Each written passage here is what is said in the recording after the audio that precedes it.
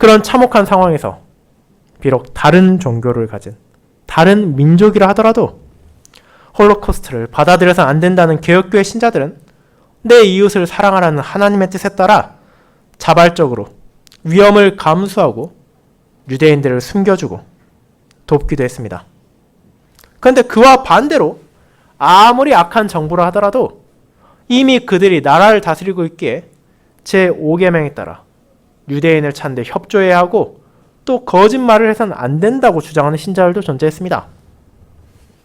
그들이 어떤 행동을 한다 하더라도 하나님의 뜻에 일부를 어기는 것처럼 보이는 상황이 찾아왔습니다. 그 결과 실제로 그 당시의 신자들 가운데서도 갈등과 어려움이 존재했습니다. 그리고 오늘 본문에서 우리는 그와 아주 유사해 보이는 갈등을 마주한 한 사람을 보게 됩니다. 그녀는 가나안 여리고의 기생인 라합입니다. 이스라엘 정탐꾼들이 자신의 집에서 유숙할 때 라합에게 어려운 선택이 주어졌습니다.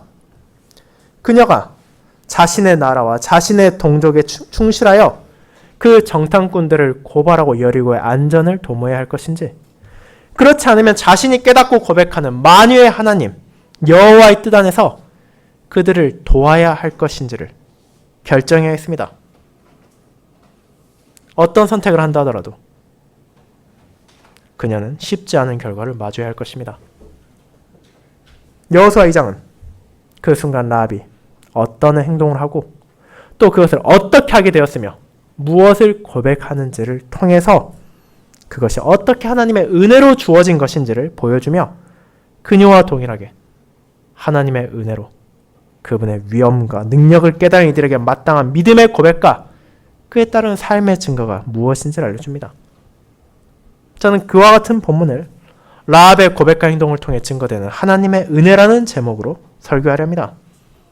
그리고 이 내용을 본문의 흐름에 따라 세 가지 대지로 나누어 살펴보며 그녀의 행동과 고백, 그런 그녀에게 주어진 은혜로운 소망의 약속을 바라보고 그와 같은 구약의 믿음의 선진을 통해 하나님께서 자신의 백성들에게 무엇을 바라고 무엇을 가르쳐 주시는지를 함께 나누려 합니다.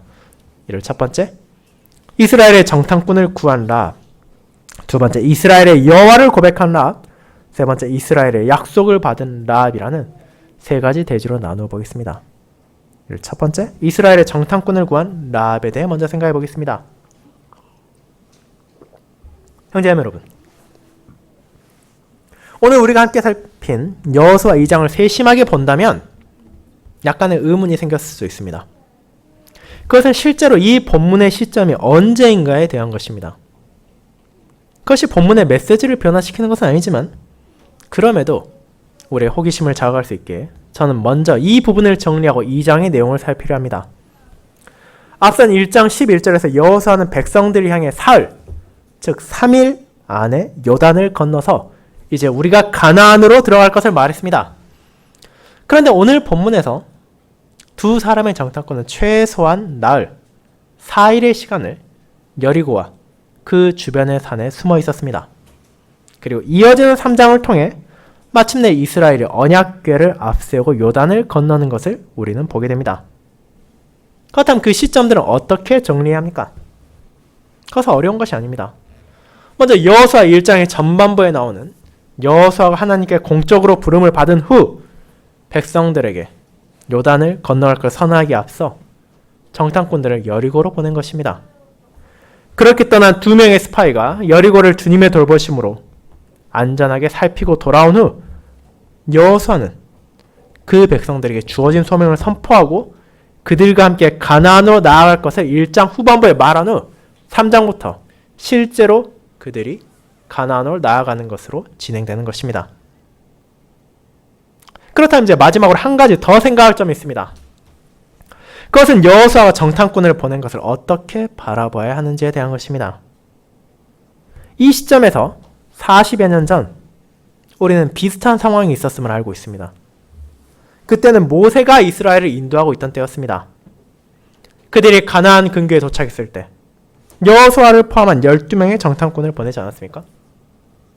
그리고 그 행동은 믿음에서 기인한 것이 아니라 사실은 불신에서 일어난 것이고 심지어 하나님께서 이를 허락한 모세에게도 진노하셨고 그가 가나안에 들어가지 못하게 된 두 가지 이유 중에 하나가 되었음을 신명기 1장 37절에서 그 당사자인 모세 그 자신이 전하고 있습니다. 그런데 그 모든 것을 모세의 수종자로서 보았던, 그리고 실제로 그 정탐꾼 중 한 명으로서 가나안에 갔던 여호수아가 어째서 또 다시 하는 것입니까? 그가 수종들던 모세의 잘못, 그의 형제자매인 이스라엘의 잘못을 그저 반복하는 것입니까? 물론 그렇진 않습니다. 그 당시에도 갈렙과 함께 믿음으로 하나님의 약속을 붙잡고 가나안을 향해야 한다고 말했던 여호수아는 40년이 지난 후에도 그랬습니다. 과거의 이스라엘이 가나안을 직접 눈으로 보고 그들의 강함을 확인한 후에 우리가 나아갈 것인지 아니면 포기할 것인지를 결정하기 위해, 즉 하나님을 믿지 않고 자신들의 경험과 자신들의 눈을 의지하기 위해 그렇게 했다면 여호수아는 이미 그곳을 향할 것을 정했고 그에 따라 자신의 소명을 다하기 위해 실제 전쟁을 위해 정탐꾼들을 보낸 것이기 때문입니다. 그것은 이후에 나오는 지체 없는 이스라엘의 행보에서도 드러납니다. 그렇게 이 행동은 하나님을 의심하고 불신해서가 아니라 그분을 전적으로 신뢰하고 동시에 언약 백성의 인도자로서 그 백성을 보호하고 인도하기 위한 책임을 다한 것으로 보아야 합니다. 이제 그런 배경에서 오늘 본문을 살펴보도록 합시다.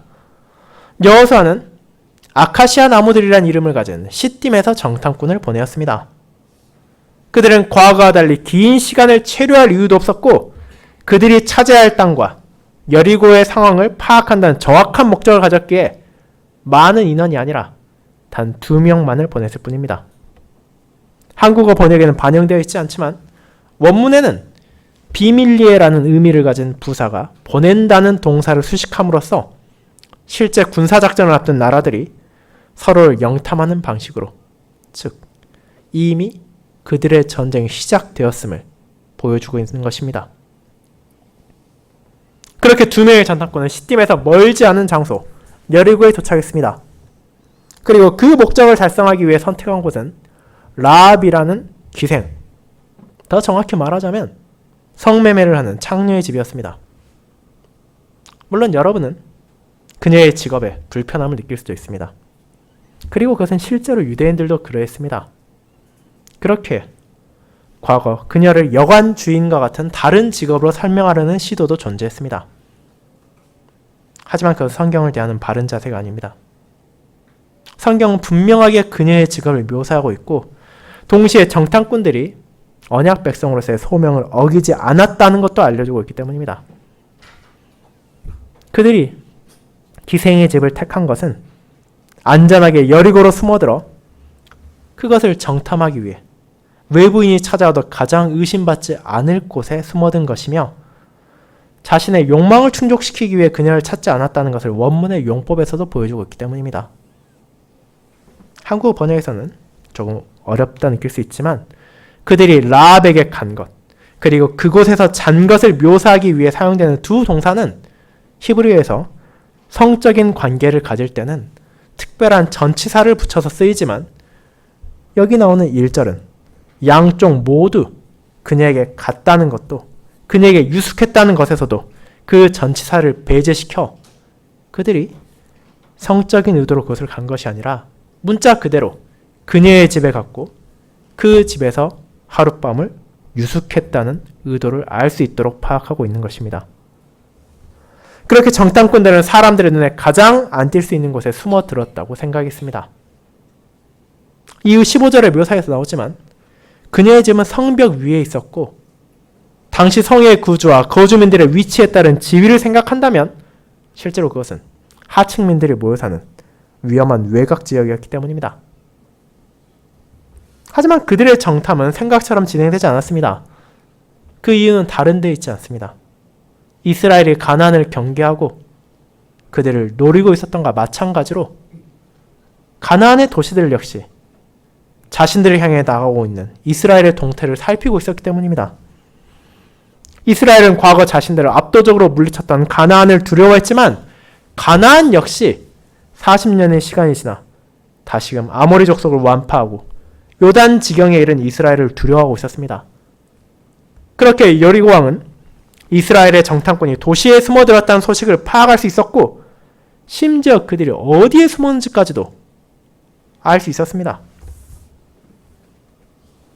여리고 왕은 이제 무엇을 합니까? 자신의 나라를 지키기 위해 신하들을 보내서 라합에게 정탐꾼들을 내어놓으라고 요청했습니다. 그들의 사회적 지위와 신분을 생각한다면 사실상 이것은 요청이 아니라 명령이라 보아도 무방합니다. 왕의 부하들은 그녀에게 혹시 너희 집에 수상한 사람이 찾아왔냐고 묻는 것도 아니라 너희 집에 이미 그 사람들이 들어간 것을 알고 있다고 말하며 그들을 끌어내고 심지어 그들이 선한 목적을 가지고 온 것도 아니라 우리나라를 공격하기 위한 적군의 스파이라고까지 알려주었습니다. 그렇다면 라합은 무슨 행동을 해야겠습니까? 객관적으로 보았을 때 그녀의 선택지는 단 하나밖에 보이지 않을 것입니다. 자기 위에 있는 왕의 권위를 인정하고 자신의 가족과 이웃의 안전을 위해 정탐꾼을 고발하는 것이 마땅한 판단이지 않겠습니까? 실제로 여리고 왕의 신하들도 라합이 그런 선택을 할 것을 의심하지 않았던 것으로 보입니다. 그녀를 누가 찾아왔는지도 왜 그들이 왔는지 충분히 설명했고 그 모든 것을 들은 라합이 자신들을 속일 이유가 전혀 없다고 생각했을 것이기 때문입니다.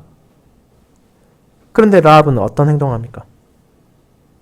그 누구도 예상할 수 없었던 선택을 내립니다. 그녀는 일면식도 없던 타국의 정탐꾼들을 숨겨주었습니다. 자신에게 큰 위험이 닥칠 수 있음에도 불구하고 기꺼이 그들을 위해 그것을 감수한 것입니다. 그런데 그녀의 행동이 언제 있었습니까? 실제로는 왕의 신하가 도착하기도 전에 이미 이루어졌습니다. 우리는 그 상황의 배경을 정확하게 알 수는 없습니다. 어쩌면 라합이 보았을 때 이스라엘 정탐꾼이 너무도 명백하게 수상한 부분이 있어서 깨달았을지도 모르고 혹은 왕의 신하들이 눈치챈 것처럼 이스라엘이 다가오고 있다는 소문을 통해 이 사람들이 타국의 사람이고 정탐꾼이라는 사실을 추측했을지도 모릅니다. 그렇지만 어떤 경위로 그것을 알았건 그녀는 스스로 위험을 감수하고 그들을 지붕에 버려놓은 3대에 숨겼습니다. 3대란 아마로 추정되는 식물을 수확한 삼의 껍질을 벗긴 후에 물에 담가서 섬유질을 채취하고 그것들이 엉키지 않도록 지붕에서 말린 후 다 마르면 옷을 만드는 소재였습니다. 그렇게 그 당시 가나안 사람들이 지붕 위에 우리로 따지자면 볏짚들을 쌓아놓듯이 3대를 널어놓는 것은 특별한 일이 아니었고 그 3대가 널려 있었기에 그 밑에 사람 2명이 숨어 있었다 하더라도 그것은 특별한 의심을 사지 않고 넘어갈 수 있는 것이었습니다. 그리고 라합은 단순히 그들을 숨기는 것에서 멈추는 것이 아니라 그들의 안전을 지키기 위해 적극적으로 행동했습니다. 마치 그들이 자신의 몸을 사기 위해 찾아온 이방인으로 알았을 뿐이고 어두워지자 성문 닫을 시간이 되어 가기 전에 사라졌다고 말한 것입니다.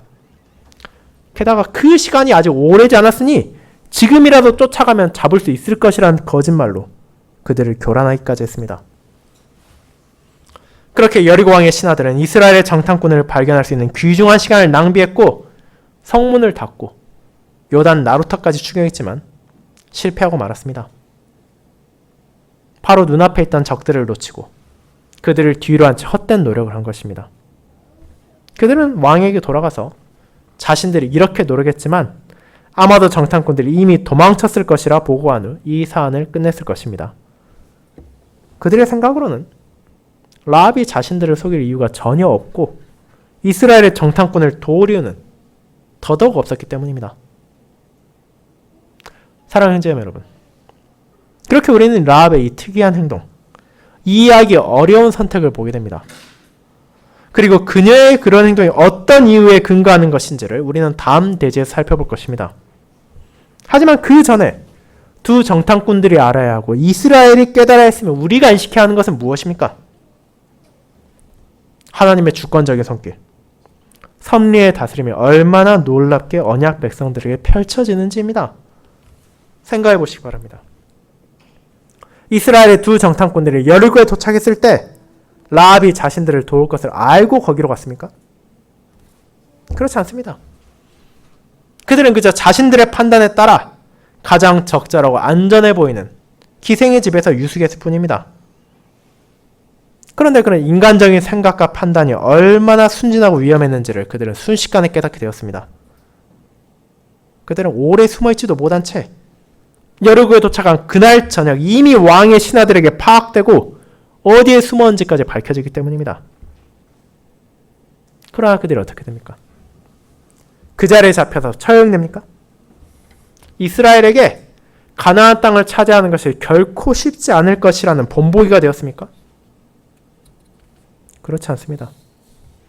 그들이 우연히 찾아갔다 생각한 기생의 집은 이스라엘을 향한 하나님의 돌보심을 보여주기 위한, 그분께서 가나안을 주실 것이라는 약속을 확신하도록 하기 위한 섭리의 인도였습니다. 그들은 예상하지 못한 위기를 만났지만 그 위기를 넘어서는 도움을 마주했습니다. 그렇게 이 본문에서 위험을 무릅쓰고 행동하는 것은 라합으로 보이지만 그를 넘어 신실한 종을 통해 자기의 손길을 드러내는 것은 결국 여호와 하나님이신 것입니다. 그리고 이것은 두 번째 이스라엘의 여호와를 고백한 라합으로 이어집니다. 성도 여러분, 그렇게 라합은 이스라엘의 정탐꾼들도 그리고 여리고 왕의 신하들도 이해하기 어려운 행동을 했습니다. 그녀가 그렇게 할 것에 대해 정탐꾼들도 알지 못했던 위급한 상황이었을 것으로 보입니다. 그렇게 그녀는 이런 모든 상황이 있기 전에 정탐꾼들에게 설명한 것이 아니라 그것이 해결된 후 어쩌면 안도의 숨을 내쉬고 있을 이스라엘인들에게 찾아가서 왜 자신이 이처럼 위험을 감수하고 그런 특이한 행동을 했는지를 설명합니다. 그리고 이는 동시에 이방인이었던, 기생이었던 라합의 신앙 고백이기도 합니다. 놀랍게도 이스라엘이 가나안 땅을 차지할 것이란 여호와 하나님의 약속에 대해 여리고 사람들도 알고 있었습니다. 그뿐 아니라 40년 전에 대패한 이스라엘이 가나안을 두려워하는 것이 아니라 그 반대로 가나안 사람들이 이스라엘을 두려워하고 있으며 심지어 간담이 녹을 정도로 무서워하고 있다는 것이 밝혀집니다. 어떻게 이런 일이 있을 수 있습니까?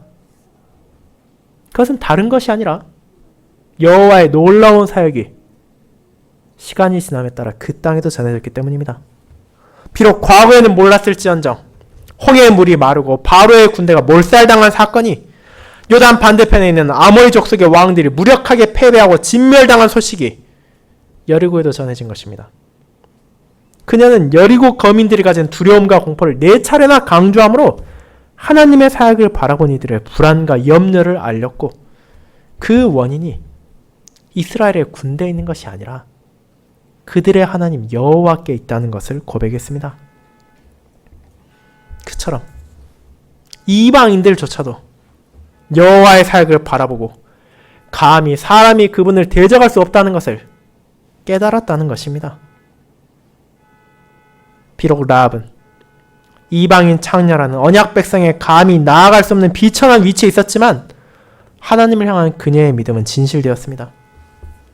그녀는 하나님 여호와께서 만물의 하나님이심을 하늘에서도 땅에서도 자신의 주권을 드러내시는 전능한 신이라는 것을 고백했고 그 사실은 세상이 우연으로 치부할 이스라엘의 정탐꾼들의 방문으로 더욱 확고해졌습니다. 그런 믿음과 고백이 있었기에 그녀는 세상이 이해하지 못할 행동을 기꺼이 할 수 있었습니다. 하나님의 사역을 들으면서도 여전히 마음을 완악하게 하여서 두려움 가운데서도 언약 백성을 대적하려던 여리고의 다른 이들과 달리 그녀는 하나님의 사역을 바르게 바라보고 그분을 경외하며 그분의 뜻에 자신을 순종시킨 것입니다. 그리고 이는 하나님의 은혜가 아니라면 결코 있을 수 없는 일임을 우리는 알고 있습니다. 그분의 섭리 안에서 그녀는 하나님의 신실하심과 위대하심을 나타내는 종으로 부름받았고 그 부름에 따라 믿음의 행동을 한 것입니다. 그렇게 믿음으로 그녀는 왕의 권위를 두려워하지 않았고 타국의 정탐꾼들에게 호의와 안전을 베풀었기에 그녀는 마땅히 이후에 있을 일에 대해서도 의심하지 않았습니다. 가나안은 정복될 것이고 여리고는 무너질 것입니다. 그것은 이스라엘이 강해서도 아니고 여리고나 가나안이 약해서도 아니라 그저 하나님께서 약속을 지키실 것이란 단 한 가지 이유 때문이었습니다. 그렇다면 그 모든 사실을 깨달은 자로서 라합에게 정말로 필요한 것은 무엇입니까? 그녀는 자신과 가족의 구원을 하나님께 의지합니다. 그녀는 도움의 대가로 금은 부하를 요구하지 않습니다. 많은 돈을 받아서 이 가난을 떠나 안락하고 평안하게 살 걸 생각하지 않습니다. 라합은 하나님께서 어떤 분이신지를 깨달았고 그분의 손길을 통해 베풀어진 자비가 두 명의 정탐꾼만이 아니라 자신에게도 주어졌음을 알게 되었기 때문입니다. 그녀는 믿음으로 언약 백성들의 호의를 베풀었지만 동시에 하나님께서 이를 통해 자신에게도 자비의 손길을 뻗으셨음을 인식했습니다. 만약 그들을 자신에게 보내지 않으셨다면 그녀 역시도 여리고의 다른 수많은 사람들과 마찬가지로 그 성이 무너질 때 죽음을 피할 수 없을 것이기 때문입니다. 그렇게 그녀는 다른 무언가가 아니라 하나님께만 자신의 구원이 있음을 겸손히 고백합니다. 그것은 자신의 선행에 대한 대가를 요구하는 것이 아닙니다. 그녀가 두 정탐꾼들을 선대한 것은 사실이고 그들에게 자신의 믿음을 드러냈으며 가족들의 안전을 구하지만 결국 이스라엘에게 가나안을 주실 것이 하나님이신 것처럼 그분만이 자신을 건질 수 있음을 알고 있기 때문입니다. 임박한 멸망을 앞두고 그녀는 그토록 구원을 절실히 구하고 있었으며 그것이 이토록 강한 표현으로 나타나고 있습니다. 라합은 자신과 가족의 목숨을 죽음에서 건질 수 있는 분은 오직 하나님뿐이라는 믿음을 다시 증거하고 있습니다.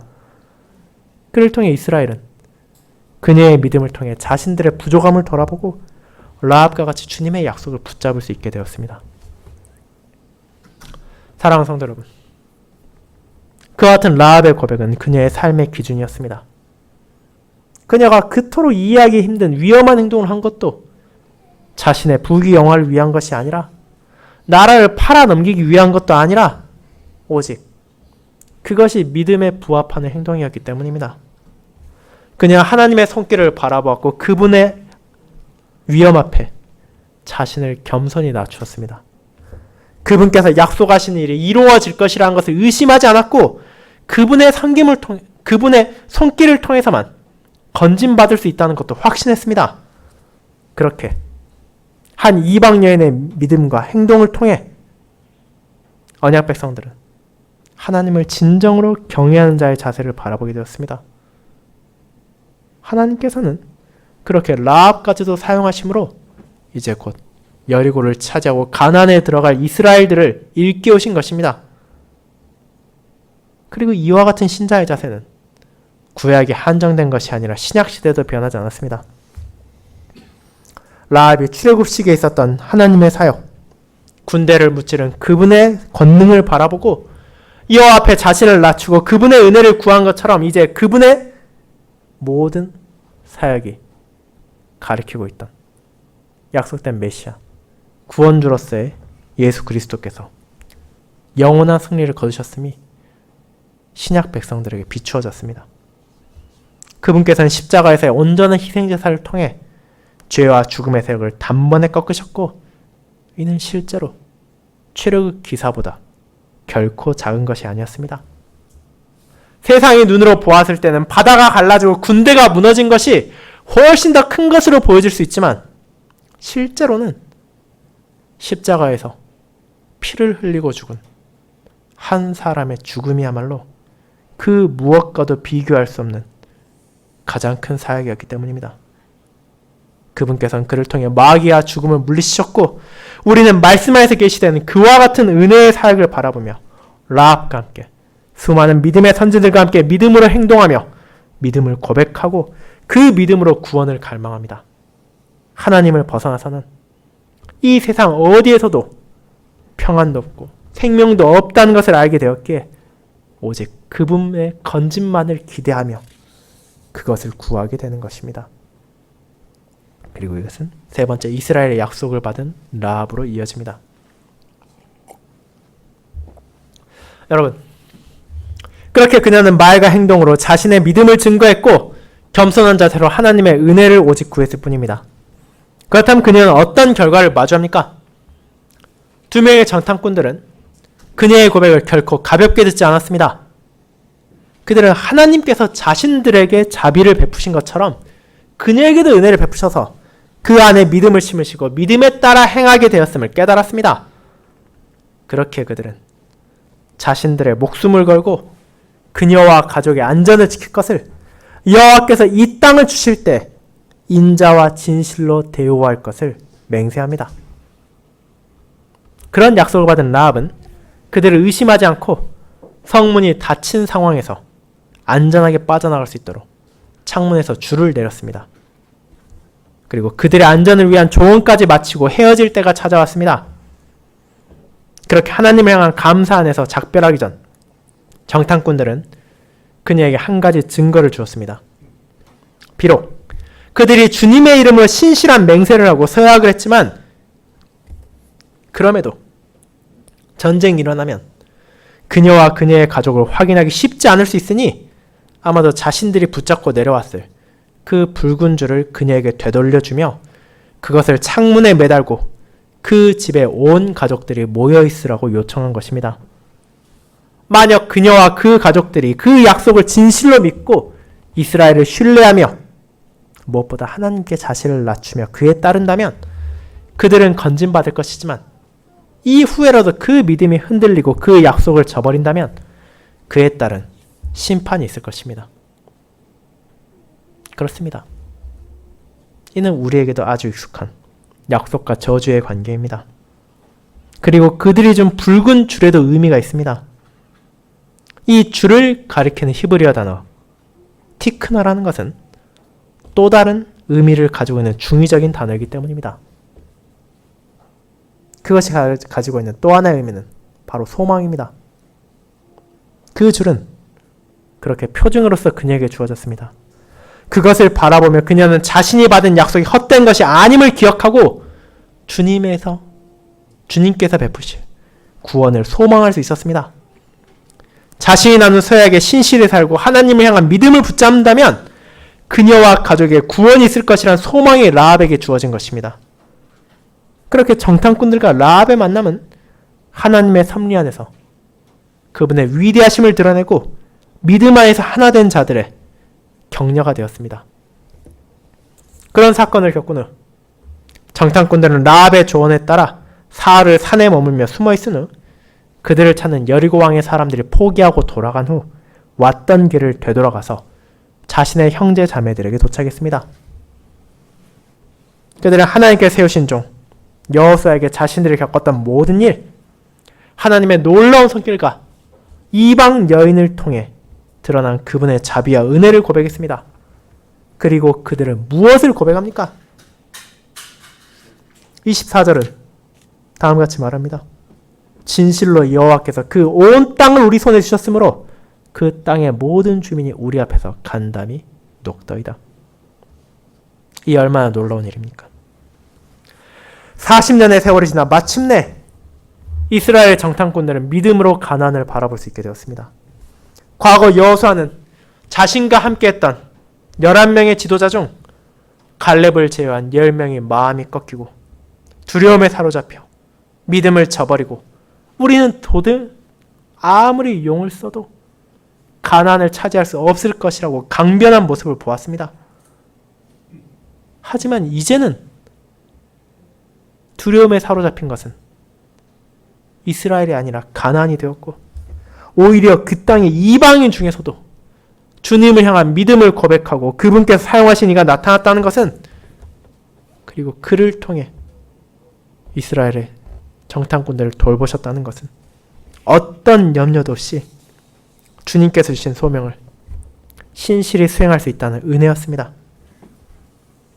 그런 후에 이제 시기열에 따르자면 다시 1장 후반부로 돌아가 여호와는 이스라엘 백성들을 불러서 그들의 소명을 전하고 요단을 건너자고 전했으며 이제 3장부터는 실제로 담대히 그 이스라엘이 여리고를 향해 가나안을 향해 요단을 건너는 것을 보게 될 것입니다. 그렇게 하나님께서는 그런 방식으로 자신의 종들을 강하고 담대히 세우셨고 그분의 약속과 신실하심을 드러내시는 것입니다. 사랑하는 여러분, 그렇게 믿음으로 소망을 붙잡은 라합은 어떻게 됩니까? 이후에 6장에서 나오지만 소망을 저버리지 않은 그녀는 가족들과 함께 건짐을 받았고 그녀의 믿음에 따라 이스라엘에 거주하며 언약 백성으로 받아들여졌습니다. 그뿐입니까? 하나님께서는 그녀와 살몬을 통해 보아스를 주셨고 믿음을 고백하고 믿음으로 살아간 또 다른 이방 여인 룻과 보아스를 통해 다윗의 계보를 주셨으며 그 안에서 약속된 메시아를 보내셨습니다. 그렇게 그녀의 소망은 헛되지 않았고 히브리서는 그녀의 믿음을 이렇게 표현합니다. 믿음으로 기생 라합은 정탐꾼을 평안히 영접하였으므로 순종하지 아니한 자와 함께 멸망하지 아니하였도다. 히브리서 11장 31절입니다. 그녀는 다른 믿음의 선진들과 같이 주님 안에서 바라는 것들의 실상을 보이지 않는 것들의 증거를 얻었고 그분의 은혜로 그 안에서 구원을 받았습니다. 그리고 하나님께서는 그런 라합을 통해 자기 백성들을 깨우치시고 강하고 담대히 그분의 신실함만을 의지하며 그분의 약속의 성취를 바라보게 하셨습니다. 그리고 그런 하나님의 손길은 오늘날 저와 여러분에게도 계속되고 있습니다. 우리 역시 혈통으로는 히브리인이 아닌 이방인이며 하나님을 도무지 알 수도 없고 깨달을 수도 없는 비천한 존재들입니다.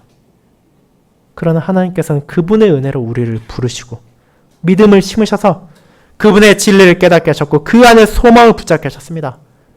그 소망은 라합에게 주어진 붉은 줄보다 훨씬 더 선명한 그리스도의 피를 통해 주어졌으며 그리고 우리는 다가올 성찬을 통해 그 표와 인을 다시 한번 마음에 새길 것입니다.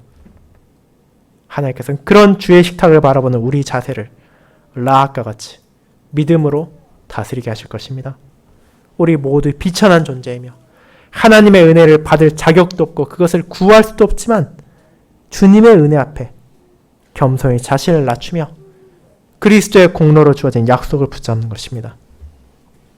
소망 안에서 그 약속을 확신할 수 있도록 주어진 표와 인에 감사하며 믿음으로 그분께서 약속하신 하늘 아버지의 나라로 우리는 계속해서 나아갈 것입니다.